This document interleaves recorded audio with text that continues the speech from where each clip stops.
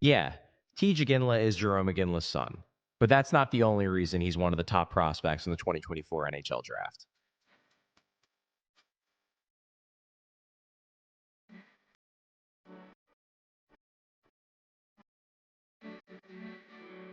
His first year in 2022-2023 in the WHL, it was nothing special. He was okay with the Seattle Thunderbirds, flashed some potential, but nothing amazing. But a trade last offseason to the Kelowna Rockets really served to unlock his real talent. And as a result, he's absolutely soared up draft boards to the point where he very well could go in the top 10. Iginla ended up scoring 56 goals this season for Kelowna across the regular season and the playoffs. And then he was a major contributor to Team Canada at the Under-18 World Championships in April and May. At one point, probably as recently as midseason, he was viewed as more of a mid to late first-round guy. But now, he very well could go in the top 10, if not even higher. Okay, so why do scouts love Tij Iginla so much? The biggest reason, he just looks like an NHL player, and a darn good one at that. And I'm not really talking about his size. He's not small at 6 foot, 180 pounds, but he's not huge either. What I mean is the way that Tij Iginla plays hockey. If we're talking about strengths, I would say the top strength for Tij Iginla, his hockey IQ. It's top notch. And the one thing that stands out to me the most in watching him play is just how good he is at salvaging broken plays. He always seems to end up in the thick of the action, and when he's in the thick of the action, he just seems to make something happen, even when a puck looks like it's about to get knocked away from him. It looks like he's about to lose a battle. Iginla finds ways to make things happen and keep a play going. And that's an important skill for NHL prospects, for NHL players for that matter. After all, plays rarely go as planned at the NHL level. The other teams, the other players, they're just too good. And Iginla's knack for making the most out of less than ideal situations, it just feels like an extremely translatable skill. Iginla also plays with a ton of pace. His legs are always moving. He makes quick decisions with the puck. He's always playing with urgency. And this is another really important trait that a player needs to have to succeed at the NHL level, particularly a forward. Some players need to be taught to play with pace.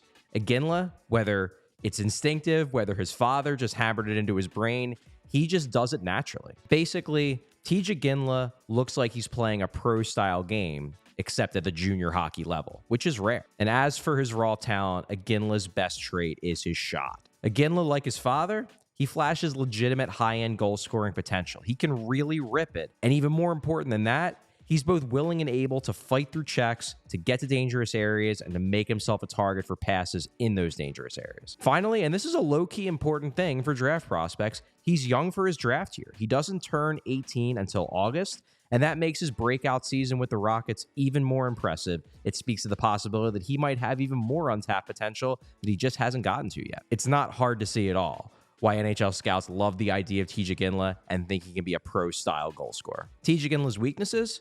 Probably the biggest limitation in his game right now is that his puck skills, they're just okay. One of the reasons why he's always finding ways to make the best out of bad situations is because he doesn't necessarily have the puck skills to avoid those situations from becoming bad. He's always under pressure. He has to use that high motor because he's not necessarily capable of dangling his way through a defense. He also doesn't play an especially creative game. It's not that he doesn't have skill. It's not that he doesn't have creativity. It's just that in a vacuum, the creativity and the puck skills probably aren't top 10 caliber. His skating is also just fine. He's not slow. No one's going to call him slow, but he doesn't really have that top end wow skating gear. And his edge work also just okay. It's one of the reasons why he has to deploy that high motor that he has so much, because he doesn't have the ability to gain separation via his edges, via stop-start maneuvers. Also, it's not like Tij Iginla is going to be confused for a lockdown defensive winger, at least at this stage of his career.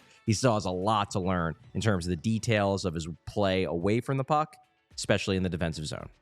Now, on the whole, Iginla's game might not quite have the wow factor that some of the other forwards bring to the table at the top of the NHL draft this year. But it's really easy to project him as at least a good NHL forward. And given the hockey IQ, the motor, the problem-solving ability, and yeah, the pedigree as well, it's really not that difficult to envision him as a first-line goal-scoring winger at the NHL level. And it's why I personally don't expect him to drop out of the top 10.